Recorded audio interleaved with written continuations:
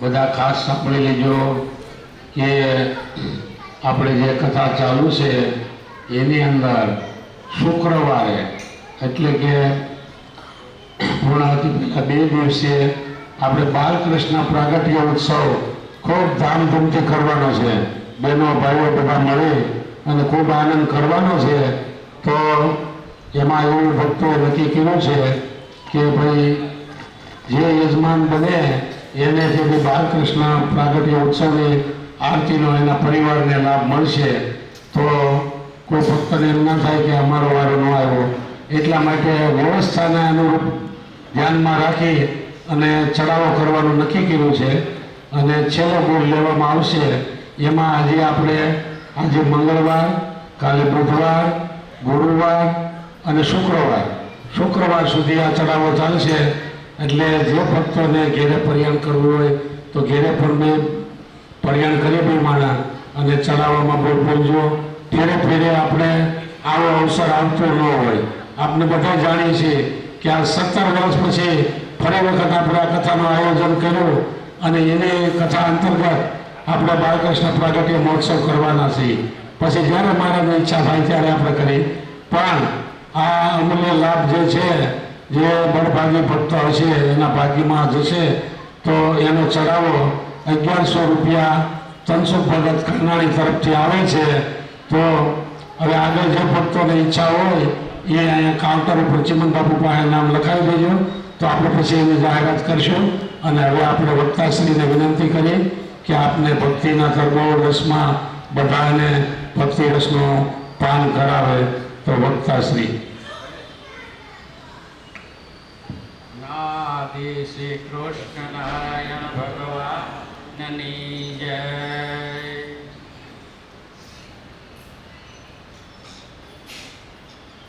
વંદો શ્રી હરે કૃષ્ણ વલ્લભ મુને શ્રી સ્વામિને ભૂમિને સ્પર્શે દંડવત પ્રણામ ચરણે કરપો શિરો નામીને ભક્તોને શરણાગતિ લઈ કરે સેવા નમું તે મને સાક્ષાત કૃષ્ણયનાદિ સંત મૂર્તિ રક્ષા કરો તે મને. જેણે ભારતમાં પંડિત જનો વિદ્યા વડે જેતિયા વિશ્વમાં નિજ શાસ્ત્ર ગ્રંથન વડે વિદ્વજનો બોધિયા. દિવ્ય જ્ઞાન સમર્પી ભૂમિ જનને ભક્તિ વડે તારિયા. આપ શ્રી પરમેશ્વરને હૃદય ધરો બ્રહ્મે હૃદય ધારિયા. નમો કરોડો રૂપધારી અનાદિ શ્રી કૃષ્ણને અનંત શક્તિ વ્યતિરેકી દર્શને. નમો જળ ચેતન વ્યાપીને પ્રિય કલ્યાણ મૂર્તિ જન સેવિને નમો નમઃ. ઓમ યનાદિ શ્રી કૃષ્ણ નારાયણાય નમો નમઃ. ઓમ શ્રી શ્વેતાયન વ્યાસ અવતારી મહાપ્રભુજીને નમો નમઃ. ઓમ શ્રી પ્રગટ પૂર્ણ પુરુષોત્તમાય નમો નમઃ. ઓમ શ્રી હરિ શરણાગતિ મા મુક્ત મંડળે નમો નમઃ. શ્વેતાય નરે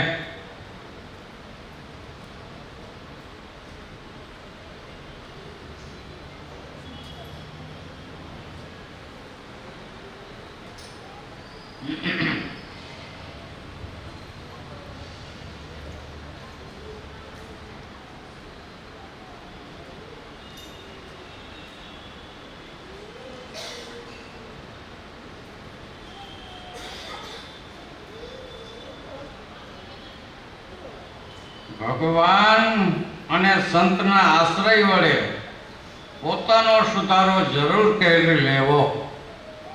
કારણ કે કથાનો સમય થઈ જાય છે એટલે આપણે જ્યાંથી બાકી રાખ્યું હોય છે ત્યાંથી વાંચન ચાલુ થાય છે. હવે આમાં આપણે કાલ જે કોઈ ભક્તો આવેલા હોય અને એને જો કોઈ યાદ હોય તો કાલની કથા વાર્તા જે થઈ અહીં આપણે જે શાસ્ત્રની અંદર ઉલ્લેખ છે એ ક્યાંથી વાત અડધી થઈ હતી. જો જાણપણું રાખે તો ખબર પડે, નહીતર ખબર પડે નહીં. નહીતર પછી શું થાય, ઊભા થઈ જાય એટલે ખખેરી નાખાય, ખરાબ નથી થાય ને કપડાં. બાકી એમ ન કરો. ભગવાન સત્પુરુષો આટલો બધો દાખલો આપણા માટે કરી ગયા છે પૂર્વે, તો આપણે એનો કંઈક ગુણ લઈ અને અંદર ઉતારવું.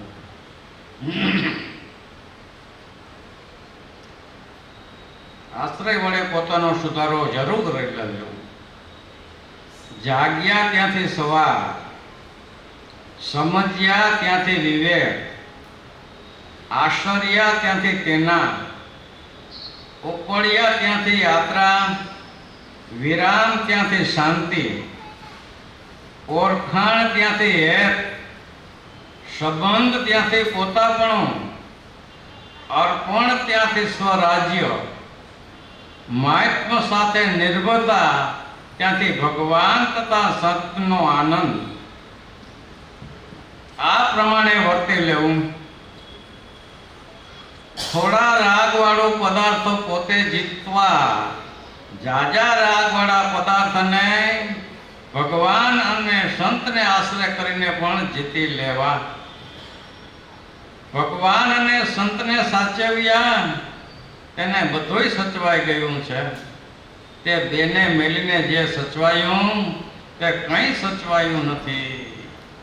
અજ્ઞાનથી બીજું કમાવાય પણ સાચું કમાવા વિવેક શીખતા નથી. આ જીવ કાદવની બાગડ થઈને કાદવમાં પડ્યો રહે છે, પણ હંસ થઈને મહાસરોવર રૂપી ભગવાન અને સંત તરફ જતો નથી. જીવ બીજે દ્રઢા કરે પણ ભગવાન ને સંતની વાતમાં અટકીને ઊભો રહે છે. ખરા લાભને ઓળખી શકતા નથી. આ લોક બહુ રંગીલો છે, તેમાં ભગવાનના ભક્તને તો વિચારવું છે કેટલુંક મૌનમાં શોક, કેટલુંક યુદ્ધમ પૂરતું શોક, કેટલોક ફળ પૂરતું શોક અને કેટલુંક ધ્યાન દેવા પૂરતું જ શોક. આત્યંતિક શોક તો ભગવાન અને સંતમાં છે. આપણે વિવેક સમજી રાખો. બધા સુખ ઈચ્છે છે પણ ભીડો ખમે નહીં, અને ભીડો ખમે તો સુખી થવાય. મારે કે ભીડો ખમે નહીં, જીવ જો ભીડો ખમે ને તો સુખી થવાય, નહીતર સુખી થવાય એવું નથી.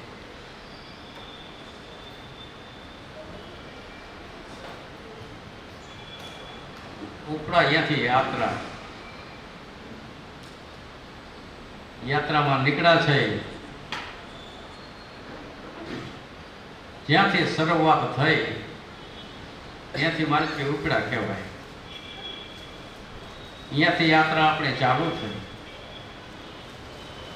વિરામ ત્યાંથી શાંતિ. શાંતિ કઈ મળે? જ્યાં કંઈક વિરામ થાય ત્યારે શાંતિ મળે છે. જેમ કોઈ ધોમ તાપમાં તકતો આવ્યો હોય અને રસ્તામાં વજન માથે ઉપાડ્યો હોય અને જો ક્યાંક એને છાયાનો આશરો મળી જાય તો અહીંયા એને હાશકારો થાય. વિરામ ત્યાંથી શાંતિ. હાશકારો કેવો થાય?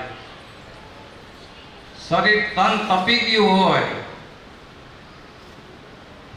અતિ દુઃખી થઈ ગયો હોય, પણ જો એ વૃક્ષનો છાંયો મળી જાય તો શીતળતા અનુભવે અને એને થાક બધો ઉતરી જાય છે. આ જીવાત્મા છે તે અનંત જન્મો ધરીને થાકી ગયો છે. અનંત જન્મો ધર્યા છે. શાસ્ત્રમાં તો એવી કલમો લખી છે કે આ દેહની અંદર રહેલો જે જીવાત્મા છે એ જેટલું સમુદ્રનું પાણી છે એટલું માતાનું દૂધ ધાવ્યો છે. તો વિચાર કરો કે કેટલા યુગોથી જન્મ ધરતા આવતા હશું. તો જીવશાસ્ત્ર કરો તો એવું લખ્યું છે કે એટલો બધો તપી ગયો છે કે કોઈ કાળે ઠરે એવો નથી. માટે વિરામ ત્યાંથી શાંતિ. તો વિરામ તો આપણે આ લોકની દ્રષ્ટિએ જોઈ ધોમ તાપમાં એસી વાળી ગાડીમાં ઘરમાં બેસીને શાંતિ થાય છે. એ તો દેહ પૂરતી વાત આવી, પણ આ જે શાંતિની વાત જે મહારાજ આની અંદર કરે છે કે જીવાત્મા અનંત જન્મોથી જે તપીને ધગીને જે દુઃખી થઈ ગયો છે એ ભગવાનની ધામની પ્રાપ્તિ થાય તો સુખી થાય છે. માટે ઈ સાધન સાધી લેવું. શું કરી લેવું? એવું સાધન સાધી લેવું. વિરામ ક્યાંથી? શાંતિ. અને ઓળખ્યા ત્યાંથી હેત. એકબીજાને ઓળખાણ થાય પછી હેત થાય. કે એમને હેત થાય કોઈ નહીં. હજારો આયલા જાય છે બજારોમાં, બીજે ત્રીજે ગમે તે આયલા જાય છે. હોની દ્રષ્ટિમાં હવા આયલા જતા હોય, પણ કોઈક ઓળખી તો હવા મળે એટલે તમારી દ્રષ્ટિ અહીંયા રોકાય. જો વધારે હે તો હાથ ઊંચો કરે, ભેગા થાય, બે વાતો કરે. ઓળખાણ ક્યાંથી હેત? તે સિવાય હેત થતું નથી. થાય છે. અને પોતાપણું ત્યાંથી સ્વરાજ્ય. પોતાપણું શાસ્ત્રમાં કેવી વાત લખી છે? પોતાપણું ક્યાં મનાય છે? તો લોકનું ઉદાહરણ તો એમ કહે છે કે જ્યારે કોઈ દીકરા દીકરીના સંબંધ થાય છે, સંબંધ થયા પહેલા કોઈને ઓળખાણ નહોતી, ત્યારે કોઈને વિશે સ્નેહ કે કંઈ હતું નહીં. સૌની રીતમાં સૌ રહેતા. અને જરાક સંબંધ એકબીજાને જોવા જાય અને જોયા પછી એકબીજાને મન મેળ થાય એટલે હેતની વૃત્તિ થોડીક થઈ એટલે કદાચ ક્યાંક ભેગા રસ્તા મળે તો ઊભા રહીએ ઘડીક એવું થાય. પણ સંબંધ નક્કી થઈ ગયો, મારા પણું મનાઈ ગયું, સંબંધ પાકો થઈ ગયો. પછી તો એ હેતની વૃત્તિ બંધાઈ ગઈ કે મારું છે અને મારા છે. મહારાજ કે આવી જે હેતની વૃત્તિ ભગવાન અને સંતને ઓળખીને જેને એવી થઈ છે, ઓ આ ભગવાન અને આ સંત મને મળ્યા છે ને મારે એની હારે ભગવાન હારે આવો સંબંધ છે, મારો જન્મ મરણનો દુઃખ કાપી નાખ્યું છે, મને માં સુખ્યો કરી દીધો છે. આવું જે મહારાજ કે હેત એ ભગવાનને વિશે કરવું. અને ભગવાનને વિશે આવું હેત કર્યા પછી મહારાજ શું કહે છે આગળ કે લોકમાં જાજા રાગવાળું પદાર્થ હોય કે જેમાંથી આપણી વૃત્તિ પાછી વળતી ન હોય, જેમાં અશક્ય હેત હોય લૌકિકમાં, તો એનામાંથી વૃત્તિ જો પાછી વાળી હોય તો શું કરવું? તો કે એને માટે તો એને એ ભગવાન અને સંત પાછા વાળી શકે, બાકી કોઈ વાળી ન શકે. જો પોતાની મેળે ન વળે તો શું કરવું? તો કે મોટાનો ઓથ લેવો, સત્પુરુષને ભગવાનને સંભાળવા કે હે ભગવાન, મારી વૃત્તિ હવે મારાથી પાછી વળતી નથી, મને કંઈક મદદ કરો.